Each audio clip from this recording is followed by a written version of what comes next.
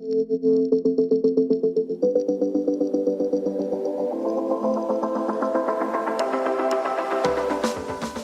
to the Tech Ed Podcast, where we visit with leaders who are shaping, innovating, and disrupting technical education. People who are not afraid to think differently, not afraid to try something new, all with the goal of securing the American dream for the next generation of STEM and workforce talent. So I was talking to someone this week, and they mentioned to me that they thought the Tech Ed Podcast was causing a ruckus in technical education. I don't even know that I know what a ruckus is, but that sounded pretty good. And if that means something like we're trying to disrupt the world of technical education, that sounds absolutely perfect. We're going to talk a little bit about disrupting technical education and disrupting the world of robotics today. I'm looking forward to getting into that conversation. My name is Matt Kirkner. I am your host this week and every single week for the Tech Ed Podcast. One of the things we talk about a lot on the Tech Ed Podcast, in addition to this whole idea of disruption, is the incredible importance of inspiring young people toward careers in STEM, in robotics, in automation, in manufacturing, in industry. And it's interesting, if you look at what it takes to inspire a young person, and this is according to data that was gathered a few years back by Skills USA and the Manufacturing Institute, the number one influencer of a young person's career pathway is their own interests and experiences when they are in middle school and high school. That is why the work that today's guest is doing is so very important. We're going to dive right into that. My guest today is Dan Mantz. Dan is the CEO, the Chief Executive Officer of the Robotics Education and Competition Foundation, commonly known as the REC Foundation. And we are really excited to have you on board, Dan. Thank you for joining us. Thanks, Matt. I'm super excited to be on the program, and I love what you do. We need a little bit of disruption in this industry. So let's see if we can do a little bit of disruption here today on the Tech Ed Podcast. Let's start out with this for our audience members who may not be completely familiar with the REC Foundation. Dan, tell us about your organization. Well, the REC Foundation, we're a 15-year-old organization now with our mission to increase student interest in STEM by engaging students in hands-on, affordable, sustainable robotics education programs. What we're really best known for is running the VEX Robotics Competition.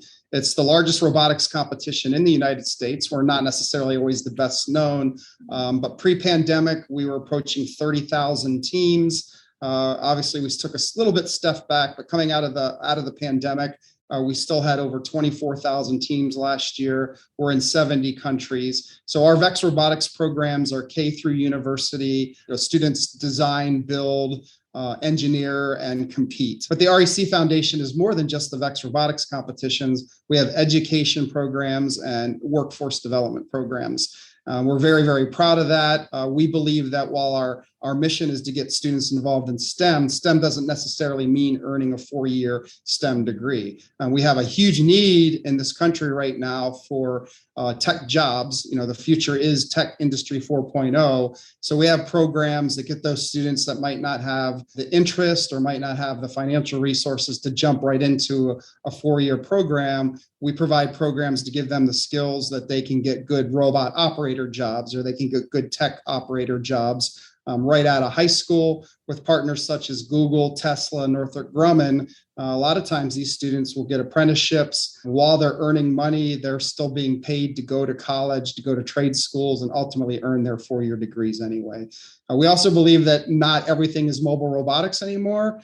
3 years ago, we made the decision to get into drones. There's a lot of students out there that may be interested in STEM, but they didn't like the traditional offerings, but everybody loves flying a drone. So we actually started drones programs, and we're reaching a lot of students that weren't going to consider a technical degree, but they start doing drones, they start programming, they start adding sensors to the drones, and they're hooked also.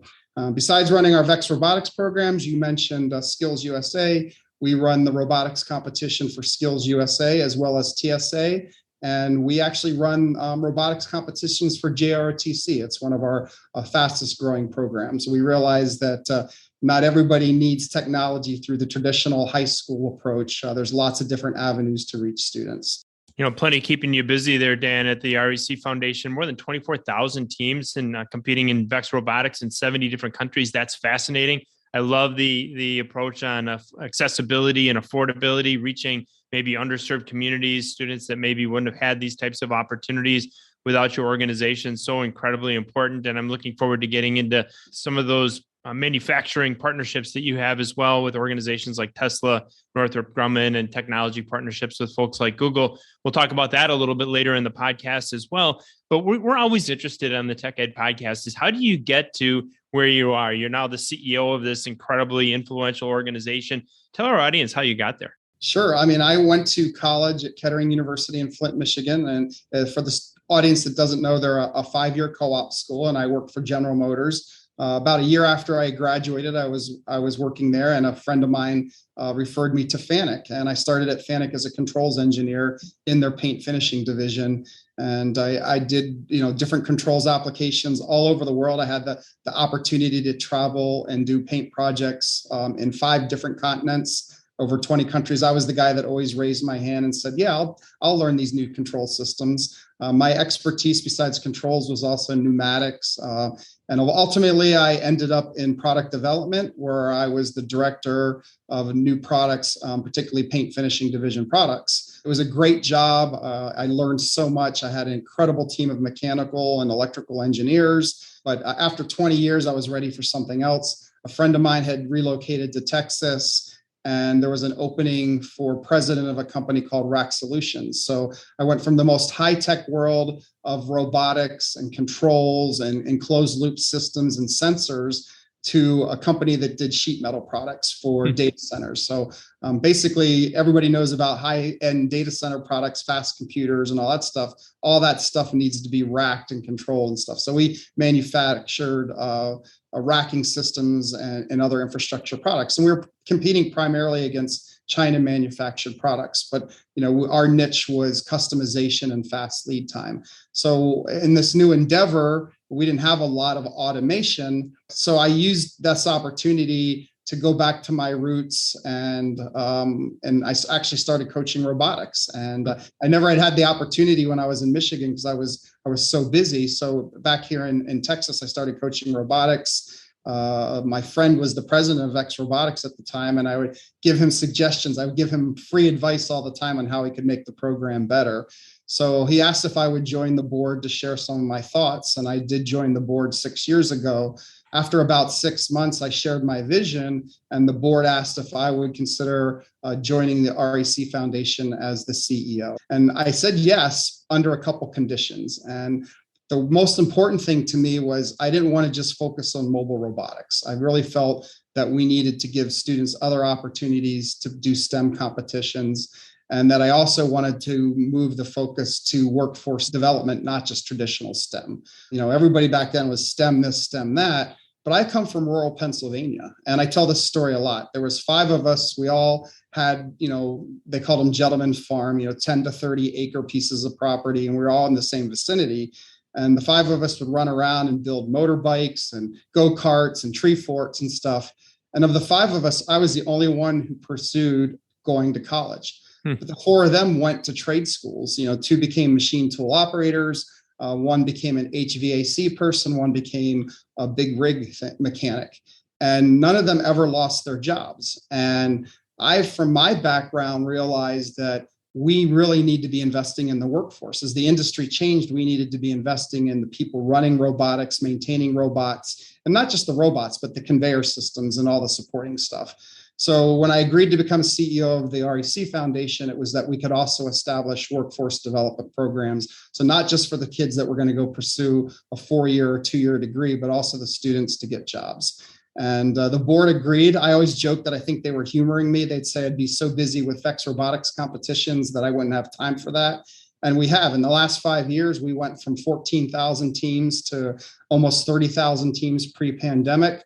But we did find time to establish those drones programs and those workforce developments. So I like to tell everybody my career went full circle. I started as an engineer at Fanuc. I worked my way up to a director level where we were developing some of the most advanced systems in the world. And then now I'm at the education side. And again, I'm hoping that some of the people that come from our programs are working in the factories using not just Fanuc robots, but every robot, and that some of our students are becoming the next engineers at these high-tech companies. And no doubt that that's exactly what is happening as you're doing this amazing work of inspiring these young people toward career opportunities that they maybe didn't even know they had, or they understand that they have interests or skills, natural talents that they didn't know that they had, and then putting them on that right pathway. And I know that's really important to you, Dan, as you look at the work that you're doing at the REC Foundation. I also get the sense that this isn't just a job for you, that this is really a passion. This is something that you've dedicated your career and your life to. Why is it that the work that you're doing is so very important to you on a personal level? Again, it goes back to my background where I saw so many good, talented people that just didn't have the desire to go to college, but they still had this talents to have good, productive careers. And I think we got away from that for a while. You talk about being disruptive. The message was if you were going to have a high paying career, you needed to have a 4-year degree. So a lot of people went into debt to get 4-year degrees, and they earned degrees that really didn't lead to the type of jobs that they wanted. Meanwhile, at FANUC, we're installing systems all over the world, and we're hiring people that don't have degrees to program the robots, to install the robots, to maintain the robots. And these are high-paying, solid, recession-proof jobs, right? When the country goes into recessions, the robots still keep working. And that always had a big impact on me. And I just felt that the messaging that everybody needed to get a STEM degree wasn't right. We absolutely need people in STEM. Many of our sponsors are hoping that we're developing the next generation of engineers and scientists and stuff like that. I'm not minimizing that, but we also need more people in this new workforce that understand technology. They understand artificial intelligence. They understand robotics. And there's the growth in that sector is much larger than the growth sector in traditional engineering. So I just wanted to make sure that if I think back to my upbringing in rural Pennsylvania and then my time in Flint, Michigan, that we give the students out there an opportunity to have these really good paying, very, very important jobs. So it is passion to me. Absolutely. And I think, you make some great observations. One of the things that I'm always just fascinated by is the way that education is evolving. And, in my days of, I guess, secondary education, and that's now going back some years, you really were kind of picking pathways. And if you were going to be that engineering student or a business student, you were kind of in different classes, maybe, and different programs and different extracurricular activities than the students that were going to be, as you mentioned, your friends, a big rig operator or HVAC technician or a machine tool operator. Those were kind of different pathways, at least when I was in high school. What we're seeing now is that students in high school are jumping back and forth between these different career opportunities, and you're not even necessarily having to decide as you're a junior in high school, am I going to be a degreed engineer, or am I going to be a machine tool builder or a machinist or a machine operator? You can step from one to the other, right? You can start your career as a technician. You can start your career as an equipment operator. If you love doing that work, you can do that for your whole career in the industry and have a career that's rewarding, that's high paying, that's family supporting.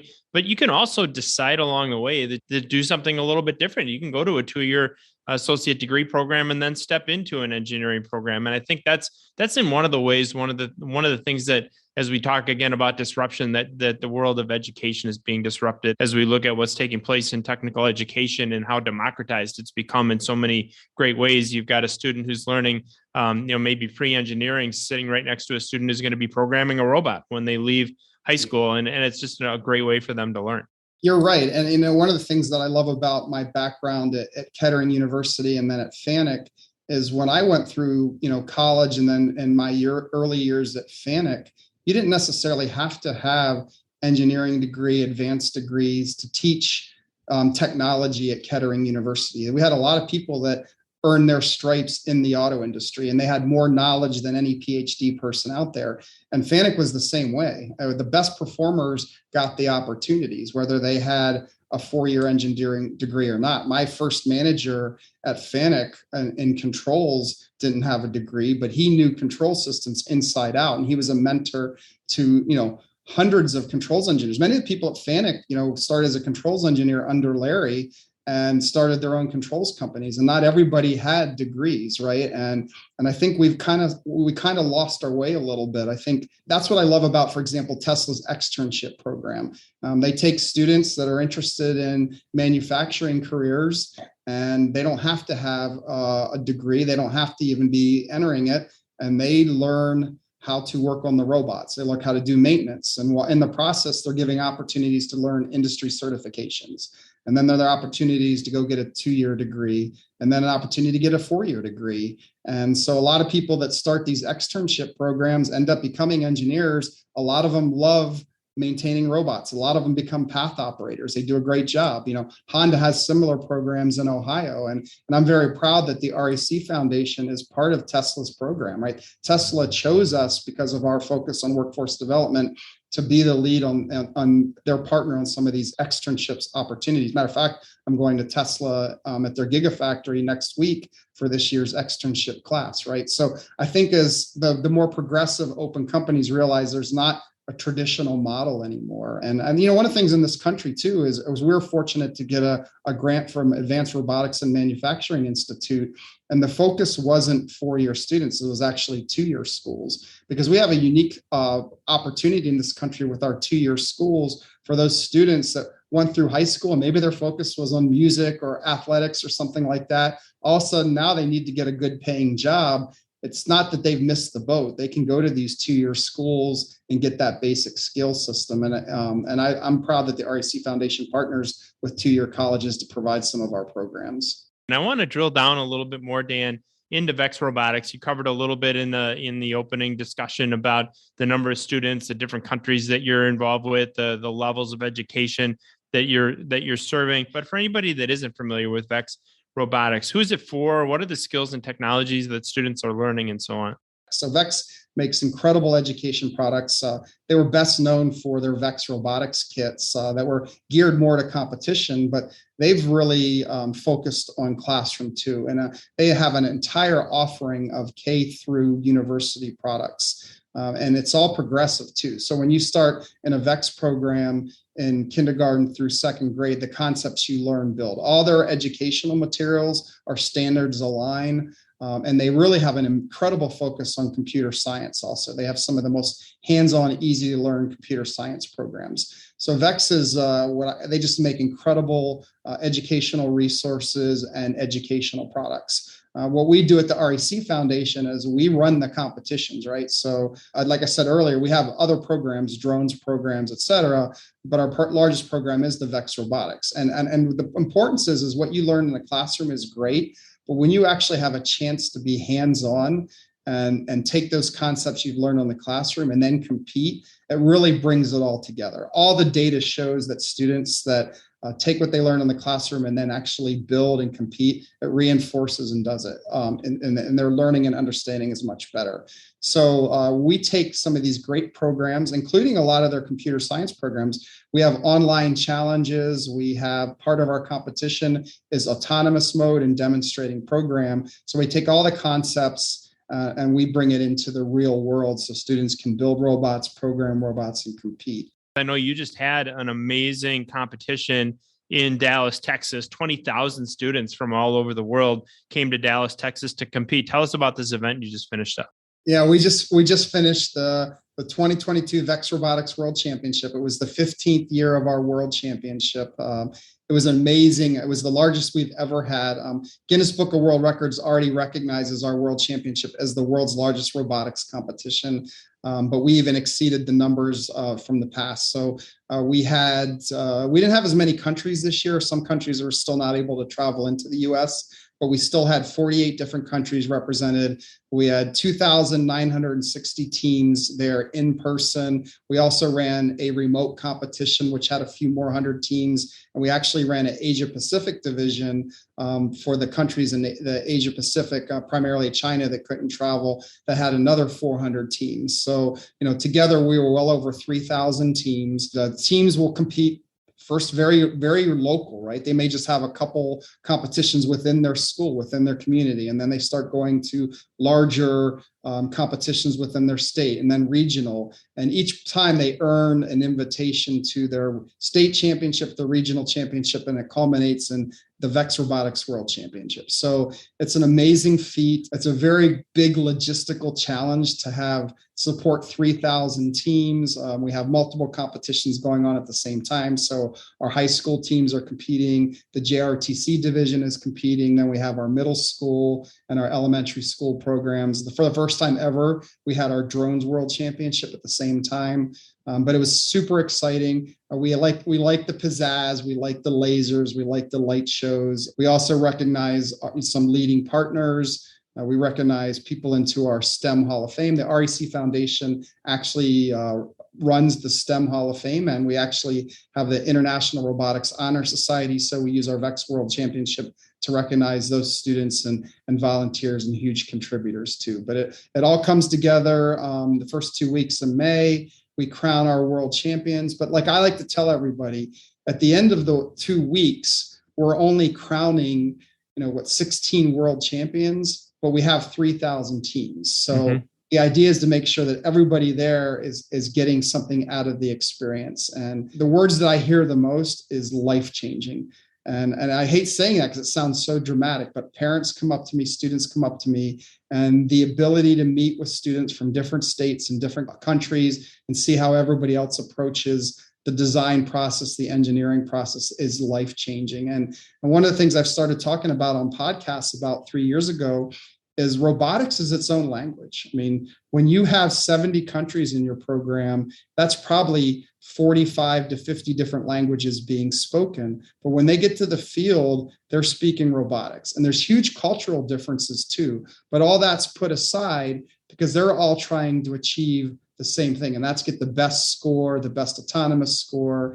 And I think this language of robotics actually breaks down cultural differences too. And you realize that a 12-year-old boy in China is very similar to a 12-year-old boy in Canada, which is very similar to a 12-year-old boy in Zimbabwe or Nigeria, right? They all have the same dreams and hopes. And we have our young women, and we have our Girl Powered initiative, which is just absolutely transferable. And we always have Girl Powered workshops, and we show not just the girls, but we show the boys too, that we're all equal and we're all striving. We all have the same capabilities. And matter of fact, in the last 2 years, some of our world champions have been young women on robotics teams too. So we're showing that we all have a place at the table. It's really interesting that you bring that up, and you think about, to your point, bringing students together from places like China, Zimbabwe, Nigeria, Canada, all speaking the quote language of robotics. And it really is kind of a great equalizer in so many ways. In fact, we have a number of states across the United States now that are actually offering robotics as a foreign language, that you can actually get your foreign language credit by going through a robotics program, which really gives us an example of how this common language not only is being viewed across the United States in so many ways as a separate way of communicating, but to your point, and it's really one that, to be honest, I hadn't really spent a lot of time thinking about, these students from all over the country, all over the globe, rather, regardless of what language they speak at home, are speaking the language of robotics with each other. So just a great example of how we can knock down barriers and build relationships between people. Yep. And that was something that hit me about 3 years ago.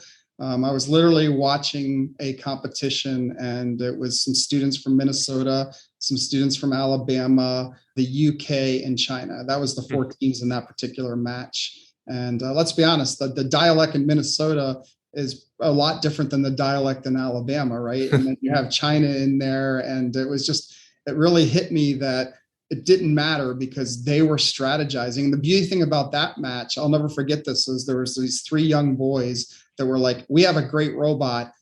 This is what we're going to do. And there was a team of girls that were the same age, but they were taller. And they said, well, we've been watching you guys your last 3 matches, and we think you're really, really good at this, and we're really good at this. So let's try this strategy. And we think if we try this strategy, we'll have the high score. And that's exactly what happened. So we had people from 2 different countries, young men, young women, putting aside their biases and their differences, communicating on a strategy and setting a high score for the tournament. And that's when I really realized that, hey, this is a language. And I said, next time I get an opportunity to go on a podcast, I'm going to share that theory, right? So I firmly believe that. You talked earlier that this is a passion for me. And when I took the job, I don't want to say that robotics competitions were a passion for me. I was a coach, and some of my teams were really successful, but I liked it from the workforce development aspect. But you cannot help not being in this industry and seeing the impact we have, not just on the students and their parents, but the impact we're making for our economy and the next generation of employers, and not have passion for this job. Well, and make a difference and do the work of workforce, which I know is important to you. And in so many ways, those are really well connected. It was just occurring to me as we've been chatting, you use words like design and engineering and strategy. That is the language, that is the life of somebody in corporate America and industry and manufacturing. A lot of what you're teaching on the education side and what students are experiencing and the competencies they're gaining through participating in your competition, those are real world, actual skills and competencies that are going to serve them well when they get to the workforce. So incredibly interesting how closely those two are connected. Let's talk now a little bit about, maybe pathways, a little bit about types of robotics. We mentioned in the introduction that you and I both share a lot of respect for FANUC. People that have listened to this podcast for some time know that Mike Chico, the president and CEO of FANUC America. I know we share a friend in Paul Aiello as well. Paul, the executive director of education now for FANUC, who's just done as much as anybody, in my opinion, to democratize and create opportunities for young people as they find pathways into industrial robotics. I want you to talk a little bit about the connection between VEX and industrial robotics. And I'll just kind of maybe share my view and you can tell me if you agree, disagree. One of the things I really like about VEX is that it sparks this interest in young people. It gets them excited about designing, engineering. It's affordable. And I think that's really, really important. And to me, they create a great interest that can segue into industrial robotic platforms. And I, nobody's unaware of my bias toward FANUC, so I'm not shy about using them as my example. And so you create these pathways toward industrial robotics. Do you see it the same way? I mean, is this inspiring students to pursue courses and careers in industrial robotics where they're using the types of, for example, paint robots that you were so effective in designing and patenting when you were at FANUC? I think the connection was very soft. And I think we're changing that now. I think the REC Foundation is driving that change because of the focus on the engineering design process. So what we do here at the REC Foundation with our engineering notebook is exactly what I did on my first day at FANUC. My first day at FANUC, they gave me a black engineering notebook. And I will admit, I really insisted in our programs that our engineering notebooks the students still had to write. But what it really comes down to, at least through the REC Foundation programs now, is the familiarity. So there wasn't a direct connect to industrial robotics before, but I think we're changing that. And that's because we're teaching the concepts of coordinate systems, for example. We're really emphasizing speed versus accuracy. We actually have 3 competitions in a VEX robotics competition. We have your traditional, robots working with other robots for the highest scores, robots competing against robotics, your traditional robotics. But we also have our skills challenges, and we have a driver skills challenge, which it's the driver of that one robot trying to get the highest score possible, right? And in order to do that, they really have to use sensors. So VEX will tell you one of my contributions is from my FANUC days, I'm a big believer in sensors. So the teams that are going to win that driving skills are going to be the teams that really learn to utilize sensors. And then we have our autonomous challenge, which is 100% hands off. You have, depending on the program, a minute or 2 minutes to score as much as you can through your programming. And again, we've released during the pandemic our AI competition, and that's got GPS sensors and better camera sensors, and our fields have GPS strips that has really increased the level of using sensors and using programs. And because of that, I think that now maps back to the industrial robotics, industrial automation, and Industry 4.0. I'm a huge, huge believer and advocate of Industry 4.0. So because of that, we are actually pushing our programs to better align with Industry 4.0 technologies. So I think 5 years ago, that was one of my, I think this is the first time I've ever actually talked about it, but that was one of my little hidden objectives is I wanted to make competitive robotics align better with industrial robotics. So I don't know that really existed, but I think we're getting there now. Well, and I think your strategy and the way that you touch on Industry 4.0 and the way that you touch on connecting all these technologies is really wise and it's really astute. We had Blake Moret, who's the CEO of Rockwell Automation, another member of the Tech Ed Podcast Alumni Circle, was on with us last year. Blake is a great guy, lives here in southeastern Wisconsin, not too far from us. In his vice president of global business development is a guy named Tom O'Reilly. And Tom is also a good friend of ours.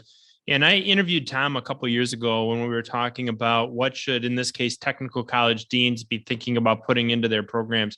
And his answer, I think, was right on par with what you just talked about, which is he said, look, we need to understand everything, from the sensor and device level all the way up to the enterprise level and everything in between. And that really is Industry 4.0, right? It's smart sensors and smart devices making their own decisions, communicating with each other, sending only the pertinent information to a control system, and then maybe to a computer network, and then to a data collector, and then up to the cloud where all this information is analyzed, and we're using it in predictive models. We're using it in, as you suggest, artificial intelligence, certainly machine learning, supervised learning, unsupervised learning, classification learning, all this stuff.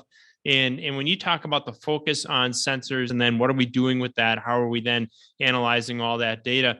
That's exactly what industry is telling us that they need when they're recruiting their next generation of talent. So now we've talked about robotics in schools. Let's talk a little bit more about some of the ancillary technologies. I think sometimes people hear, well, I'm learning robot programming. Is my job going to be just going and programming a robot in a manufacturing plant for the next 40, 50 years? I think you and I both know that it can be so much more than that. What are some of those ancillary technologies in the world of robotics that also lead to really cool career pathways for young people?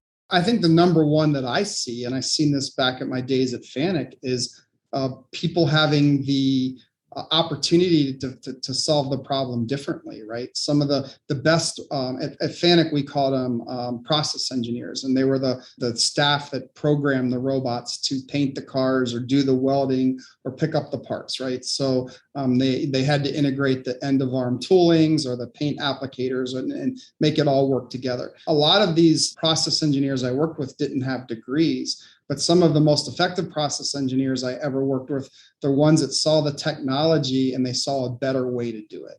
So I think that's the number one exciting part, is get them into the factory, get them into any place where robotics is used. It could be stocking shelves. It could be at a distribution center. There's many, many robot applications now.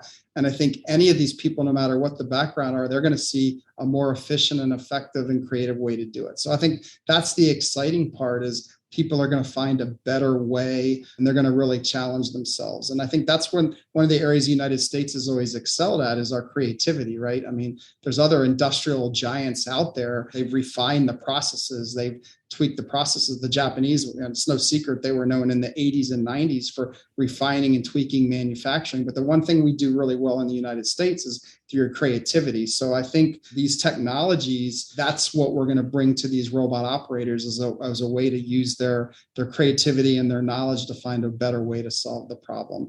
And then again, maybe I wouldn't want to make a career of 40 years of programming a robot. I admit it. But this does lead to other opportunities. So now you've been the guy programming at Ford Motor Company, the paint robots, for 5 years. And now you've got the new F-150 coming out and they're going to redo the paint shop. And now you have input on what's the better way to do it, right? So now all of a sudden you've become a robot programmer. Now you're a senior process engineer where you're helping define how you do it. I think these people that are going to learn these programming technologies are also going to challenge the conventional thinking, and they're going to increase productivity. So I think that's the exciting part. People are going to be able to get as much out of it as they want to.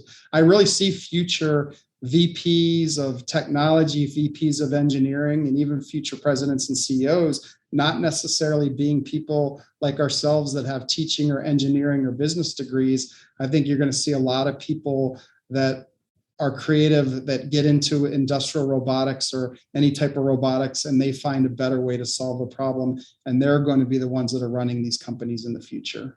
Yeah, I agree with you. And I think they'll enter a really, really fascinating world of manufacturing. We're seeing a whole bunch of different trends and a whole bunch of different practices converge.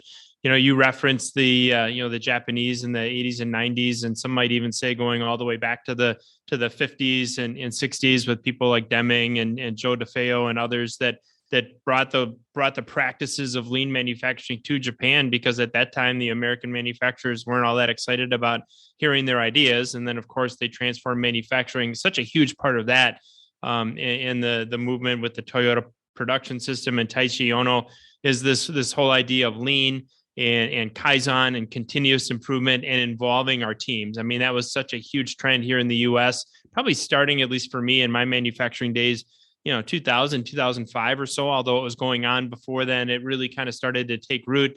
and you started asking the people who actually do the work how you can improve the process, or getting different ideas from different people. When you're solving a problem in manufacturing, come up with 5 solutions and pick the best one, or come up with 5 solutions and maybe combine 2 of them for the best solution. It's not always the most obvious solution, the one that occurs to us first, that is the best solution. And so as you talk about solving the problem differently and coming at it from a different angle, certainly those are the types of skills and the types of competencies that are going to be gained by students participating in VEX, by competing in competitions, and certainly through the work of the Robotics Education and Competition Foundation, the REC Foundation, the CEO of which is our guest here today on the Tech Ed podcast, covering all kinds of cool stuff. And we're going to now move into the world of drones and drone technology.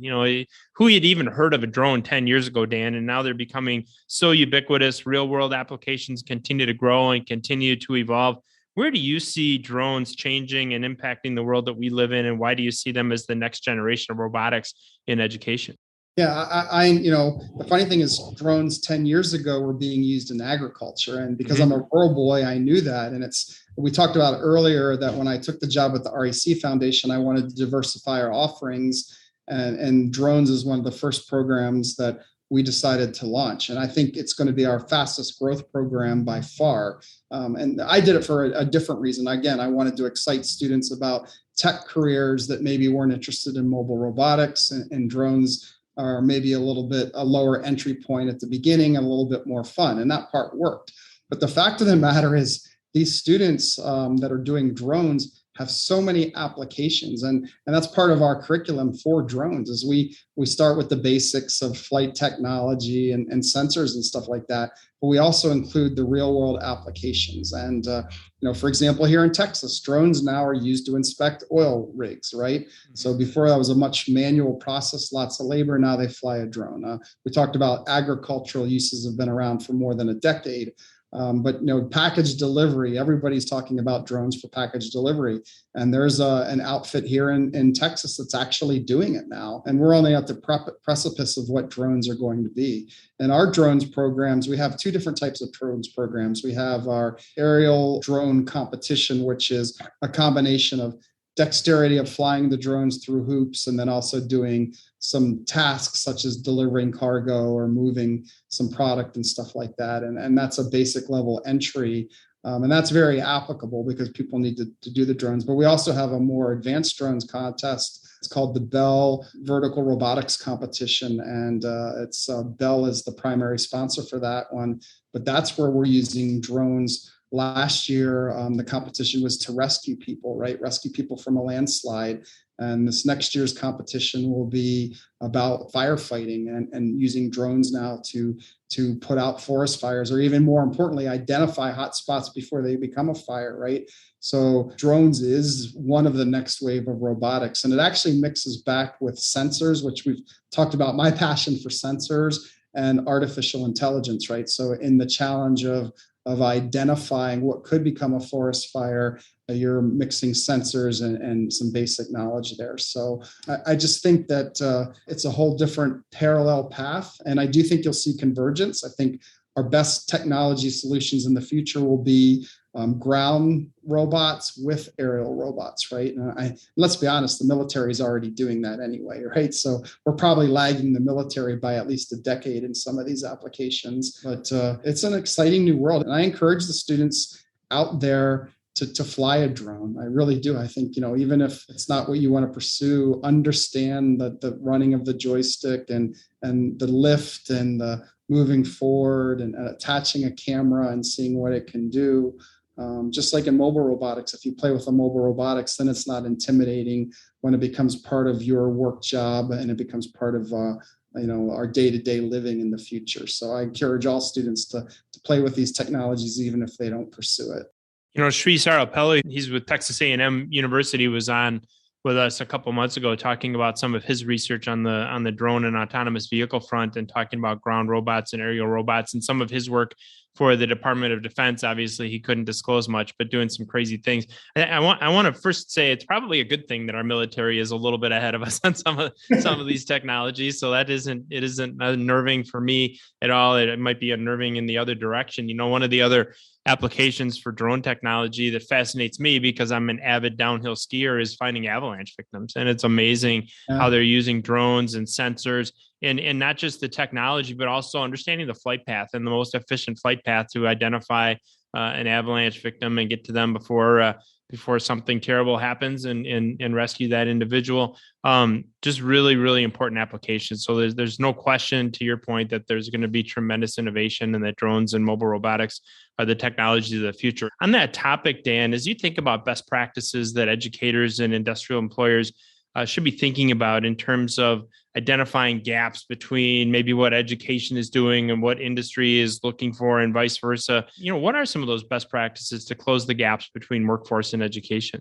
So first of all, one of the things is we need to invest earlier, right? And I do think we're trending towards now investing earlier, but for a long time, companies wanted to invest in high school students. And some of our biggest partners, the focus was on high school, right? To the point where once the high school world championship was over, companies would pack up. But that's, to me, short-sighted thinking, right? We need to really invest earlier. And I'm definitely seeing a trend to investing in these programs in elementary school, definitely in middle school. So that's the one paradigm we have to break is, you don't invest in the kids as they go into 9th and 10th grade and think they're going to join your workforce because their biases are already set, especially in this country with so much entertainment and the emphasis on sports and stuff like that. So number one, emphasize earlier. Number two, and whenever I go on podcasts or I'm invited to talk to a board or an advisory committee, and we talk about we need to focus on machine learning, we need to focus on Industry 4.0 and all these things that I personally firmly believe, then they say, Dan, what are we missing? And I say, man, we need to teach the kids to communicate. We need to go back to making sure we are teaching students to read and write and communicate, right? People ask the success from my career, and a lot of it is right place, right time, some breaks here and there, things like that. But the one thing I was able to do early in my career is I was a decent communicator, right? So I was that technical person that the sales guys would take along. And I feel that being able to communicate has really helped me. And I think that we need to make sure that our students, we talk about technology and programming and stuff like that, but we have to make sure that our students are literate and can actually read and write. I think that we have to go back to that basics. And then we also have to make math fun again too, right? So for me, math was fun. Now I admit I'm a strange guy and I'm wired a little bit differently, but there are ways to make math fun that it's not intimidating. So let's go back to teaching reading, writing, make math fun, make science fun, and then teach computer literacy at the same time. That's really what I would recommend. Make math fun again, invest earlier, and don't just teach Industry 4.0 machine learning technologies, which are really, really important, but teach communication as well. Communication, I think, was atrophying before the pandemic, and with the pandemic and students being out of the classroom and out of the school building, in some cases way longer than many of us expected them to be. I think that really had an adverse effect in so many ways on our students' ability to communicate with each other, just verbally, and probably written communication and reading as well. So getting back to that, really, really important. We're closing out our time here today with Dan Mantz, the CEO of the REC Foundation. Dan, before I ask my final question, if our audience want to know a little bit more about your organization, where do they go?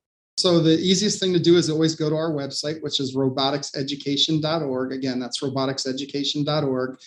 From there, you can navigate like any website. We do have an about page and a contact page. We have a global map. So if you click on any state or country, it'll tell you who your REC Foundation contact is. Of course, people can always reach out to me, Dan_Mantz at roboticseducation.org. I have a pretty good habit of responding to every email. Sometimes it takes me 2 or 3 days, but I love the dialogue in this. I love talking to people. I always make sure I have time every week for these type of conversation. And I look forward to some continued dialogue with people too. This is an exciting program to be on because I think your audience is the exact audience of the REC Foundation, and that doesn't align very often. Absolutely. So plenty of ways for people to learn more and to reach out directly to Dan Mantz, the CEO of the REC Foundation, for whom we have one last question.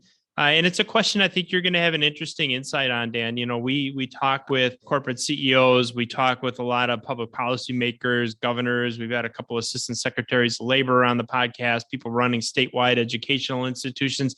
You're somebody that really has an opportunity to get boots on the ground with high school students. And this final question is one that we ask every single guest here on the Tech Ed podcast, and it's always fascinating to hear the answers.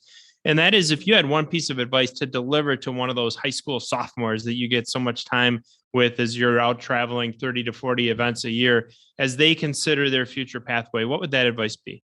My advice to them would be to investigate lots of alternative things, to be very well-rounded. So I think, it's so easy in this niche to talk about technology and stuff like that, but I highly encourage all students, and I encourage my own kids to dabble in sports, to try a music instrument, to do art, to participate in choir or drama, to really do, experiment with everything. And maybe your passion is going to be music, or maybe your passion is going to be being in drama or something like that. And that's okay. Not everybody needs to go into a STEM career. I think everybody being exposed to STEM is really, really important, but that's not what you have to do. So I really encourage students to be well-rounded and dabble in everything. And then when you do have a passion for something, that's what you pursue, but make sure that you see what's out there available in all fields. Investigate lots of things, be well-rounded, dabble in everything. And I think the other reason that advice, Dan, is so astute and so perfect is that we're finding that many of these things converge. And as you excel in STEM, maybe a background or some experience in areas like music, art, or choir, or drama will help you be more successful in that endeavor and vice versa. So great advice, a great conversation that we've had today with Dan Mantz from the REC Foundation, that organization's CEO. Dan, thanks so much for all your insights, for the interesting stories and examples that you shared with our audience here on the Tech Ed podcast. Appreciate you being with us. Thanks, Matt. I've really, really enjoyed it. And I really enjoyed reminiscing about some of my old products and some of my old connections too. So it's been quite enjoyable.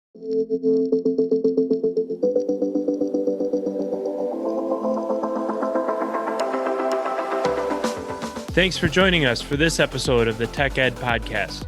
If you haven't already, subscribe, leave a review, and if you like this episode, share it with a friend. New episodes launch every Tuesday, so listen in next week.